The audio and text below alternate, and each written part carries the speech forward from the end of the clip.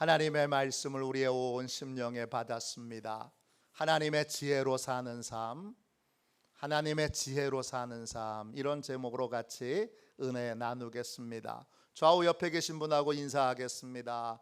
하나님의 지혜로 사는 성도가 되겠습니다. 할렐루야. 여러분, 사람의 지혜가 아닌 하나님의 지혜로 사는 하나님의 자녀들 다 되시기를 주님의 이름으로 축원합니다. 우리는 하나님의 자녀입니다. 우리에게는 아버지가 계시죠. 하나님의 자녀는 사람의 지혜가 아닌 하나님의 지혜를 따라 삽니다. 때때로 우리가 보기에 하나님의 지혜는 어리석어 보입니다. 그렇게 해서 되겠어? 그럴 때 어떻게 해야 되죠? 내가 보기에 하나님의 지혜가 어리석어 보여도 우리는 어리석어 보이는 그 하나님의 지혜를 따라야 합니다. 순종해야 합니다. 그래야 하나님의 형통이 임하게 됩니다. 복이라는 말이 히브리어로 바라크입니다. 핵심은 뭐죠? 무릎을 꿇는 겁니다. 무릎을 꿇는 게 뭐예요? 무릎을 꿇는 건 내 지혜를 내려놓는 거예요. 내 지혜를 꺾는 거예요. 하나님의 지혜 앞에 내 지혜를 꺾고 하나님의 지혜에 복종하는 겁니다. 그게 예배예요. 예배 시간에 앉아 있다고 예배가 아니라 내 지혜를 하나님의 지혜 앞에 꺾을 수 있어야. 하나님의 지혜는 어리석어 보일 때가 많아요. 주일날 가게 문 닫으라고요? 죽으라는 말씀이세요? 아니, 11조를 드리라고요? 온전하게 드리지 않은 11조는 11조가 아니라고요?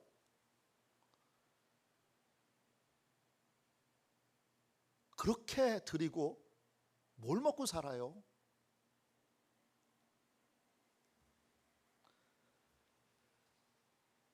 하나님의 지혜는 어리석어 보일 때가 많아요. 아니, 그렇게 전도한다고 사람이 전도가 될 것 같아요? 진짜?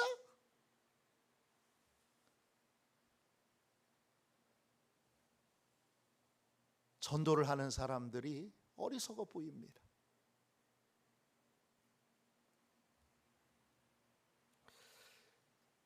하나님이 우리에게 말씀해 주시는 것이 어리석어 보여도 그 말씀에 순종하고 그 말씀에 따를 때에만 형통이 임하게 됩니다. 하나님의 말씀 앞에 나를 쳐서 복종시킬 수 있느냐, 나를 꺾고 그 말씀에 순종할 수 있느냐 없느냐가 형통한 삶을 사느냐, 형통하지 못한 삶을 사느냐를 결정합니다. 고린도전서 1장 25절에 이런 말씀이 있어요. 하나님의 어리석음이 사람의 지혜보다 사람보다 지혜롭고 하나님의 약하심이 사람보다 강하니라. 하나님의 어리석음이 사람보다 지혜롭습니다. 우리가 온갖 지혜를 다 가지고 계산하고 해도 우리가 어리석어 보이는 그 하나님의 말씀을 순전하게 따르는 것보다 더 좋은 결과를 내지 못합니다. 어떤 순간에도 그렇습니다. 순종이 형통의 삶을 살게 합니다. 불순종은 패배와 절망의 삶을 살게 합니다. 이젠 결론을 내야 합니다. 결론을 내리고 하나님 앞에 무릎 꿇어 항복하는 사람, 주님의 말씀 앞에 나를 꺾고 복종시키는 사람, 그 사람이 예배자입니다. 오늘 함께 읽은 말씀은 이스라엘 백성들이 하나님의 말씀에 사소하고 아주 작은 거예요.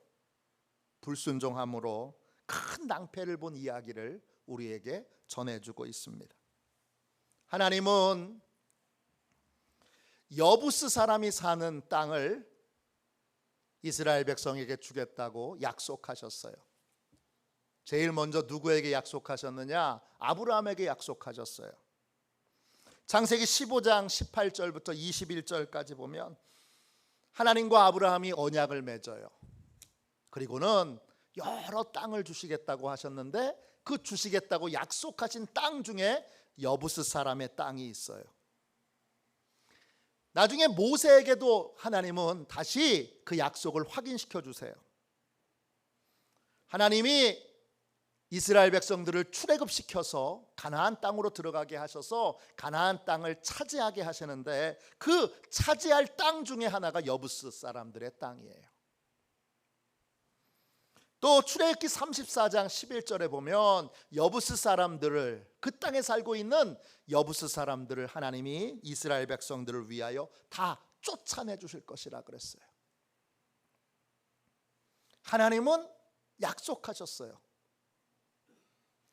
내가 여부스 사람들을 다 쫓아내고 그 땅을 이스라엘 백성들에게 주겠다. 하나님이 여부스 사람의 땅을 빼앗아서 이스라엘 백성들에게 주시려고 할 때에 하나님의 이 계획 가운데에는, 이 말씀 가운데에는 놀라운 축복의 계획이 숨겨져 있어요. 예루살렘이라고 하는 땅, 이스라엘의 성전이 있는 땅, 그걸 우리가 시온이라고 부르죠. 그 예루살렘은 원래 이름이 여부스입니다. 여부스라고 하는 말은 히브리어로 예부시이고 이 말의 어원은 부시라고 하는 말이에요. 뜻은 뭐냐 하면 짓밟다, 싫어하다, 모욕하다, 오염시키다, 이런 뜻이에요. 여부스 사람들은 교만하고 또 무례한 사람들이었어요. 이들은 이웃들을 멸시하고 그리고 혐오했어요. 이들은 너무나 교만으로 똘똘 뭉친 사람들이에요. 그래서 모든 사람들을 다 우습게 여기고 가볍게 여기고 무시하고 업신여기고 무례하게 행동했습니다. 여부스 사람들이 살고 있을 때 그 땅은 교만과 혐오의 땅이었어요. 근데 하나님이 그 땅을 놀라운 축복의 땅으로 바꾸실 계획을 세우십니다. 그 계획이 그 땅의 새로운 이름 안에 다 담겨 있어요. 여부스 땅, 여부스라고 하는 땅의 이름을 하나님이 새로운 이름으로 부르기 시작하셨어요. 그 땅의 이름이 뭐죠? 예루살렘이에요. 예루살렘, 이 말은 히브리어로 예루살라힘입니다. 뜻은 평화의 기초, 평화의 토대라는 말이에요. 이게 두 개의 단어로 이루어져 있는데 평화가 어떻게 이루어지는지를 잘 설명해 주고 있어요. 유르엘이라고 하는 말과 샬롬이라는 말이 합쳐져서 예루살렘이 됐어요. 유르엘은 뭐냐 하면 엘은 하나님이잖아요. 유르는 던진다는 뜻이에요. 던지는 건 뭘 던지는 거냐? 감사와 찬양을 던지는 거예요. 하나님께 감사와 찬양을 올려드림으로 샬롬이 이루어지는 거예요. 샬롬이라는 말은 하나님이 완벽하게 보상해 주셔서 모든 부분에서 평안한 거예요. 하나님께 감사와 찬양의 예배를 드림으로 하나님이 모든 것을 완벽하게 보살펴 주시고 공급해 주심으로 천국의 평안을, 하늘의 평안을 누리게 되는 삶을 사는 것이 바로 예루살렘이라고 하는 도시를 만드시려고 하는 하나님의 큰 계획이었어요. 멸시와 혐오의 땅이었던 이 여부스를 하나님을 향한 감사와 찬양의 땅으로 바꾸시기를 원하셔서 하나님은 예배자이고 예배의 백성인 이스라엘 백성들을 여부스 사람들 다 쫓아내고 그 땅에 정착을 시키셨던 거예요. 그런데 이 약속이 이루어지려면 한 가지 분명히 순종해야 될 것이 있어요. 그게 신명기 20장 16절 17절에 나와요. 이 여부스 땅을 거룩한 예배를 드리는 곳으로 하나님의 완전한 평안이 임하는 땅으로 그렇게 만들기 위해서 이스라엘 백성들이 해야 되는 딱 한 가지의 조건이 있는데, 그건 뭐냐 하면 여부스 땅을 정복할 때 그 땅에 있는 모든 것들을 다 진멸해야 합니다. 진멸한다, 이 말을 여러분은 잘 아시는 단어예요. 차렘, 체렘이라는 단어예요. 뜻은 철저하게 하나님을 위해서 쓴다, 철저하게 하나님을 위해서 바친다, 이런 뜻이에요. 그 땅에 있는 사람이나 물건이나 어떤 것이든지 취하거나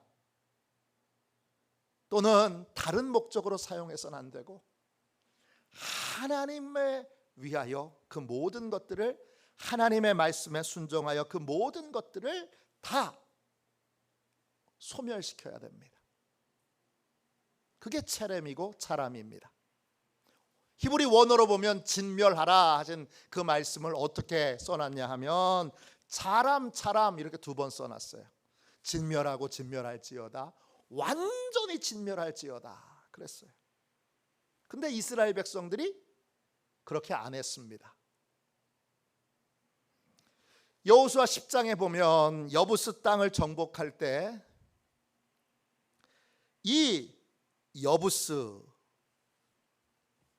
왕과 또 여부스의 여러 지도자들은 다 죽이는데 백성들은 살려둡니다.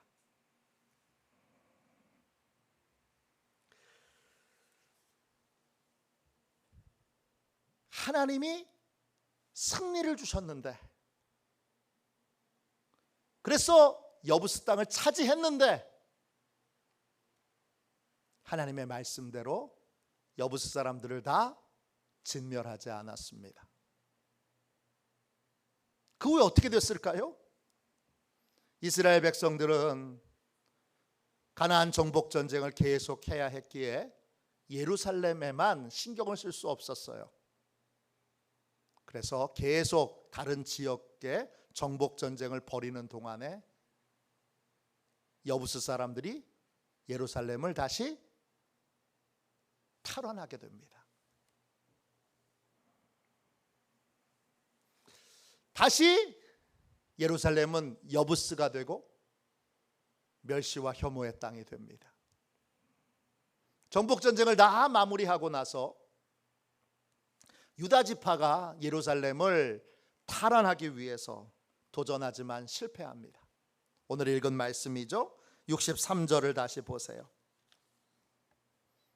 예루살렘 주민 여부스 족속을 유다 족속이 쫓아내지 못하였으므로, 이미 쫓아냈던 사람들이고 다 쫓겨났던 사람들인데 하나님이 진멸하라 하시는 명령을 듣지 않고 여부스 족속들을 살려놨더니 다시 예루살렘이 여부스 사람의 땅이 되었고, 두 번째 재탈환하려고 할 때에 유다 지파는 성공하지 못합니다.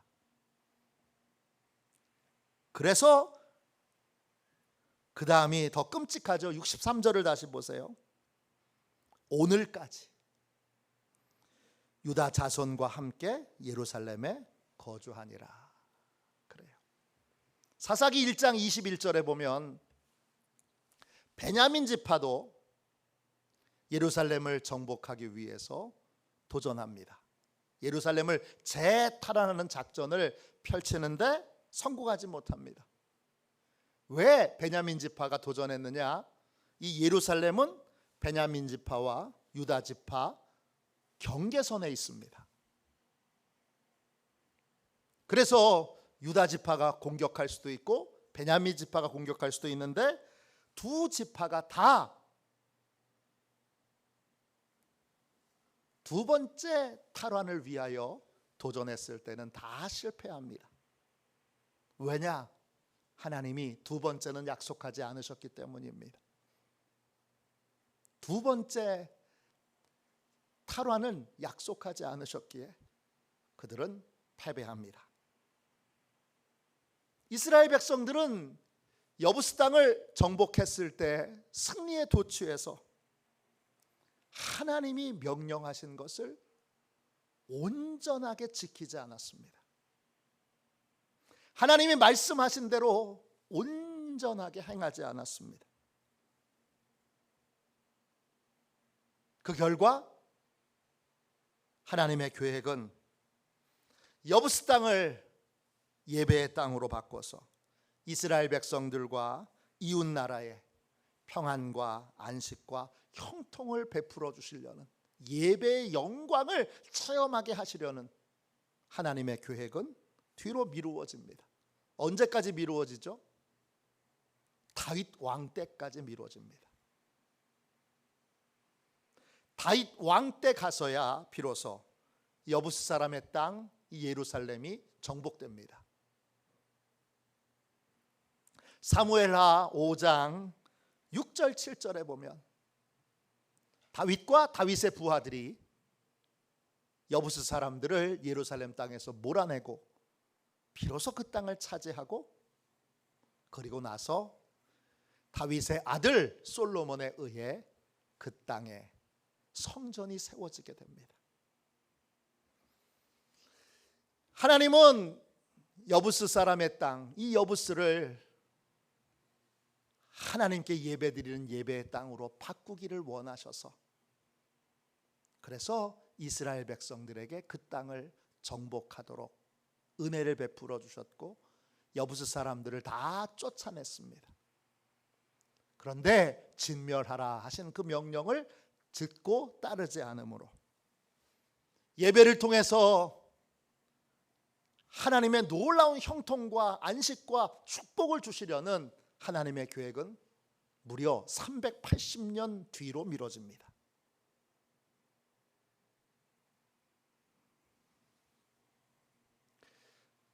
하나님의 놀라운 계획이 380년 뒤로 미뤄집니다. 그리고 다윗 왕 때에 가서 비로소 그 평안, 그 축복이 시작되고, 솔로몬 때에 와서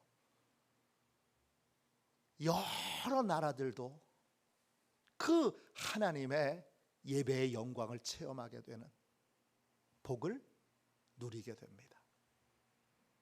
그리고 그 영광은 한 대를 넘어가지 못하고 솔로몬이 우상 숭배에 빠짐으로 또 중지됩니다. 우리는 어떤 순간에도 하나님의 말씀보다 내 지식, 내 경험, 내 생각을 앞세우지 말아야 합니다. 이쯤이야 어때? 그러지 말고 우리는 하나님 앞에 무릎을 꿇어야 합니다. 내 생각과 달라도 하나님의 말씀에 무릎 꿇어야 하고, 내가 경험해 보지 못한 것이어도 하나님의 말씀에 무릎 꿇어야 합니다.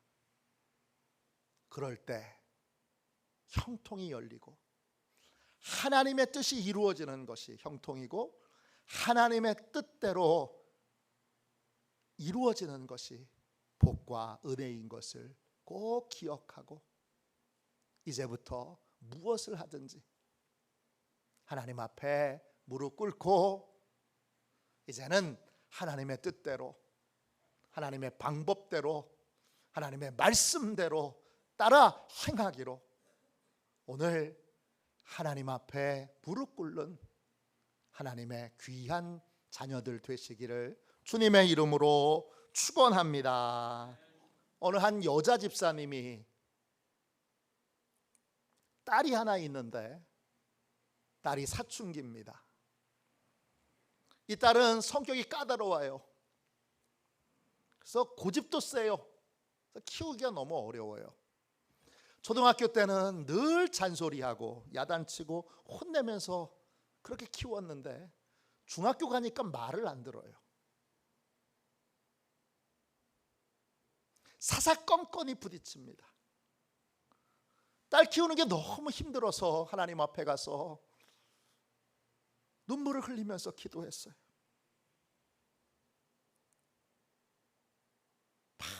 하나님 앞에 딸을 키우는 게 얼마나 힘들고 고통스러운 일인지를 고백하는 시간을 가졌어요. 한참을 울면서 기도하는데 마음에 하나님이 이런 음성을 들려주세요. 너는 딸을 너에게 준 나를 왜 믿지 않냐? 너는 네 딸 그냥 생긴 거 아니고 내가 준 거잖아. 너는 네 딸을 너에게 준 나를 왜 믿지 않냐? 그런 말씀을 들려주세요. 이 여자 집사님은 깜짝 놀랍니다. 딸에 대해서 걱정하고 염려만 했지 단 한 번도 이 딸을 하나님이 주신 딸이라고 생각해 본 적이 없어요.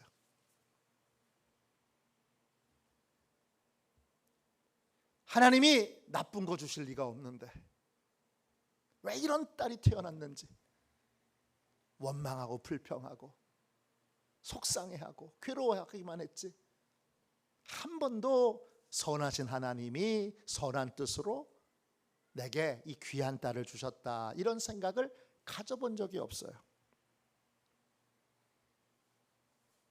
그날 그 음성을 듣고 처음으로 선하신 예수님께서 선하고 복된 교회 가운데 내 딸을 주셨다 이런 믿음을 갖기로 했어요.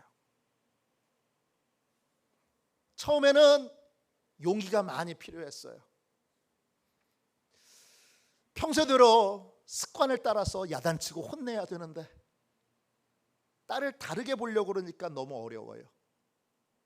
그런데 노력하고 애써서 무릎 꿇고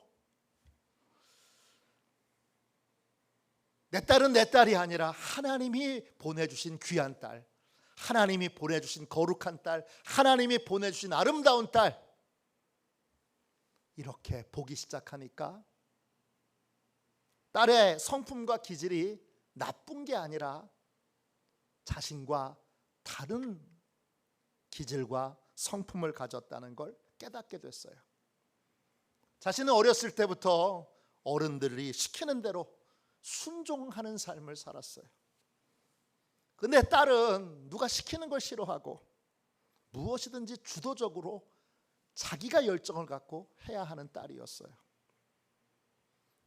이게 딸의 기질이고 또 딸의 장점이구나 인정하기로 했어요.